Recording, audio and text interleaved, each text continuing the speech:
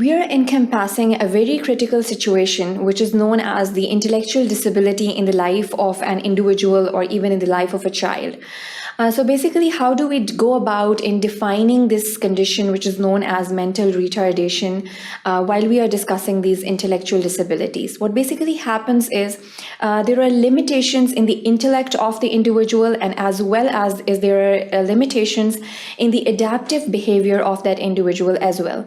Now, when we say it is the learning limitations in the life of an individual, we mean that reasoning, problem solving, looking at the aspect of one of the problems in his or her life will be very difficult for him to solve or go about. So basically, we are conquering this condition in a way that we should know how to assess these patients. We should know how to manage and go about to basically have a research on the risk factors which are involved in the mental retardation process.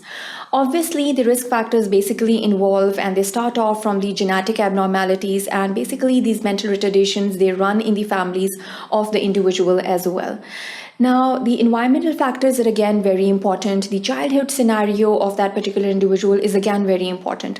If the person has been through any stages of child abuse, or even he has been exposed to some sort of a sexual abuse, that is going to reflect in his thoughts, in his thought contents, and even it can result in the mental retardation of that individual.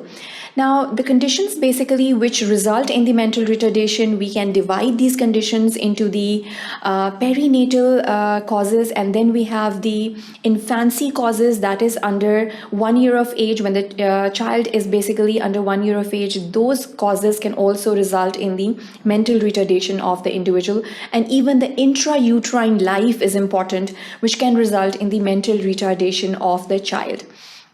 So the intrauterine basically causes are the infections of the mother, of course, that basically can be the toxoplasmosis, rubella. All of these infections basically can result in the mental retardation of the individual. One of the most important is the kernicterus, that is basically the accumulation of bilirubin in the brain tissue of the child. So that is again going to result in the mental retardation of the individual. Now, the perinatal causes are basically the infections again, and then the trauma to the child can also result in the mental retardation of the child. So over here in this section, we'll be just giving you an overview regarding the mental retardation. Now, it is quite an underrated subject. A lot of research now has been carried out, and now we have some particular statistics that are regarding these mental retardation conditions. So we'll be giving you just an overview to these epidemiological statistics, and then we'll be defining this condition in general. What aspects do we consider when we say that a child is mentally retarded? Is it the cognitive aspect? Is it the behavioral aspect? Or is it the intellect of the individual that we are judging at that level? And then the adaptive functioning of the individual is again very important, basically giving an insight to the parents and giving an insight to the patient as well. Basically, when you're managing such a case of mental retardation, the family counseling again is very important over here. You have to counsel the parents, give them an insight about the situation of the child, and give them reasonable points how to consider the upbringing of the child in such cases. There are a lot of syndromes out there that we can discuss, ranging from the autistic spectrum disorder. Even the milder forms, the intellect is quite normal, the IQs are quite normally found in such individuals. And so if we work on these individuals, even these individuals can lead a better life, and they can basically contribute towards the communities of that place.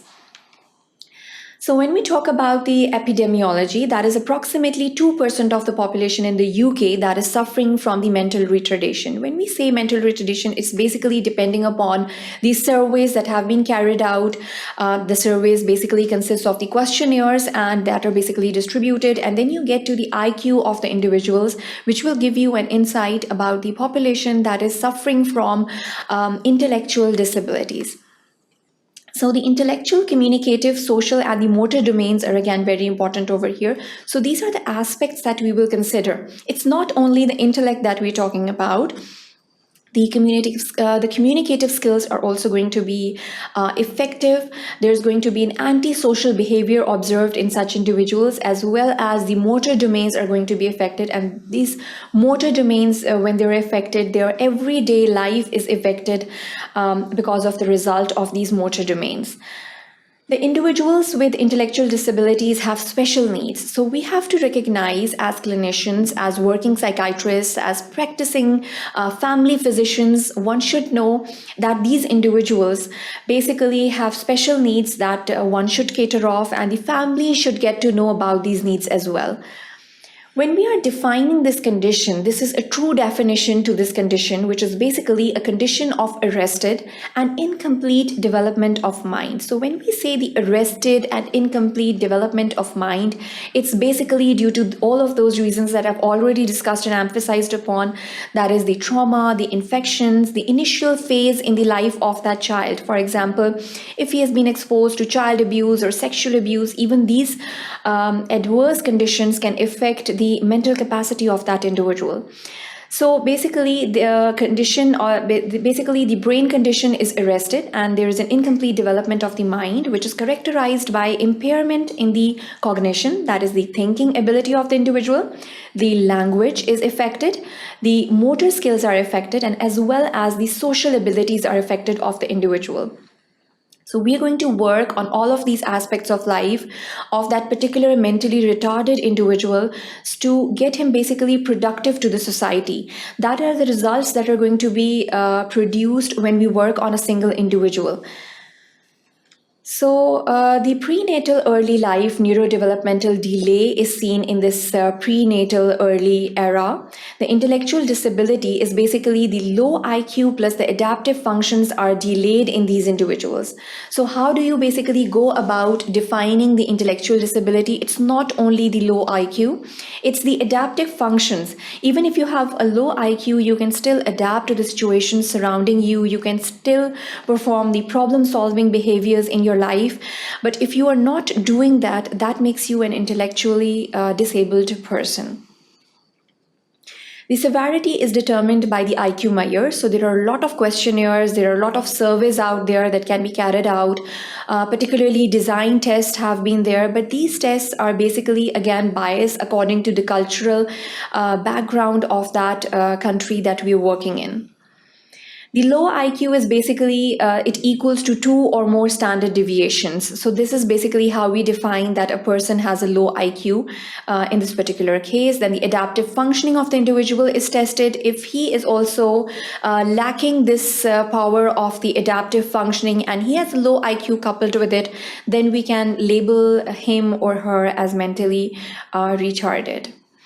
The adaptive functioning, basically, it involves the shopping, the budget. Basically, the budget making is again very important. Cooking, cleaning, undertaking personal care. So all of these functioning, they are involved in the adaptive functioning of a particular individual. And due to all of these functioning, the person is basically useful to the community resources routines. So it's again very important that he performs all of these activities just to be helpful to the community as well. So in this section, basically, we gave you an overview regarding the mental retardation process. How do we go about defining such a condition, and what are the risk factors involved in such a condition? So that is the end of this section. Thank you for watching sqadia.com.